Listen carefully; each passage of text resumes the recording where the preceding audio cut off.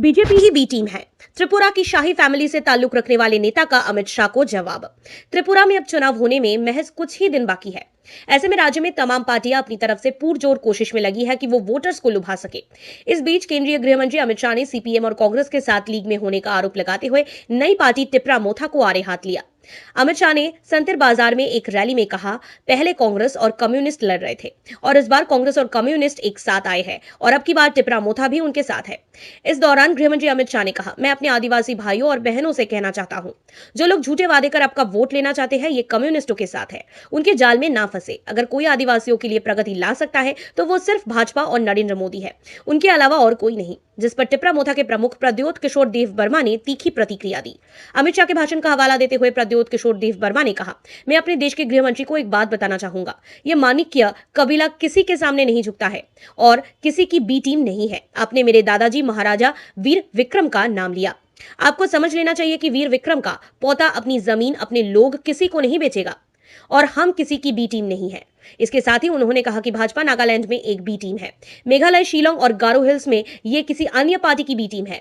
आप मिजोरम में किसी अन्य पार्टी की बी टीम है, तमिलनाडु में आप AIADMK की बी टीम है, पंजाब में आप अकाली दल की बी टीम है, बीजेपी भारत की कई पार्टियों की बी टीम है। टिपरा मोथा एक छोटी पार्टी है, ये पार्टी झुकती या समझौता नहीं करती है। इसी के साथ उन्होंने कहा, अगर हम वास्तव में एक बी टीम थे तो आप हमें बातचीत के लिए दिल्ली क्यों आमंत्रित करते हैं? कोई सौदा नहीं था, कोई समझौता नहीं था और इसलिए आप हमें बी टीम कह रहे हैं। यह पार्टी 2023 में भाजपा, सीपीएम और कांग्रेस को हरा देगी।